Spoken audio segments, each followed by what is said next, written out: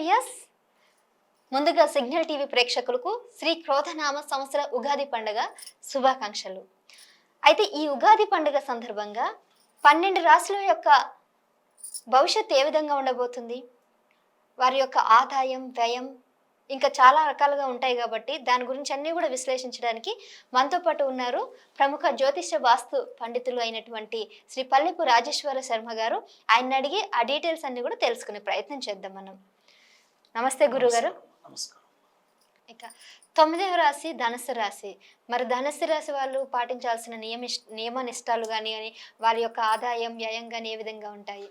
ఈ రాశి వారికి 11 ఆదాయం 5 వ్యయం చాలా చక్కగా ఉంది.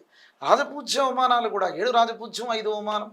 రాజకీయ నాయకులు చాలా అనుకూలంగా ఉండే సంవత్సరం, ఎందుకంటే రాజపూజ్య అవమానాలు కూడా చాలా బాగున్నాయి కాబట్టి. వ్యాపారస్తులకు కానీ విద్యార్థులకు కూడా చాలా అనుకూలంగా ఉండే సంవత్సరం. కొత్త వ్యాపారాదులు పెట్టవచ్చు. షష్టంలో బృహస్పతి వెళ్తాడు కాబట్టి కొన్ని విధమైన జాగ్రత్తలు తీసుకోవడం చాలా అవసరం ఉండేటువంటి స్థితులు.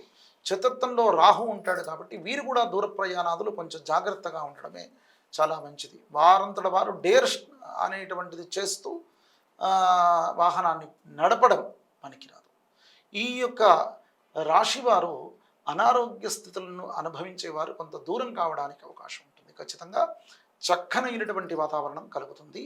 దాని నుండి మాత్రం చాలా ఆరోగ్యమే మహాభాగ్యం, అంతే కదా. కనుక ఆరోగ్యం అనేటువంటిది సమకూరడానికి అవకాశం.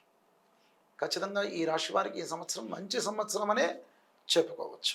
ఈ క్రోధి నామ సంవత్సరం ఈ రాశివారు షష్ఠాన ఉన్న బృహస్పతి యొక్క ఇబ్బందులు పోవడానికి వీరు చేయాల్సింది ఏంటంటే ఆరుద్ర నక్షత్రం రోజు కానీ మాస శివరాత్రులు కానీ శివారాధన చేయడము. శివుని యొక్క ఆరాధన క్రమంలో మాస శివరాత్రులు కానీ పక్ష ఈ యొక్క ప్రదోషాదులు కానీ అట్లాంటివి చేయడం చేత ఆ యొక్క ఇబ్బందులు కూడా వారికి నివృత్తి అవుతాయి. అదమ్మా. ఓకే గురు, థ్యాంక్ యూ.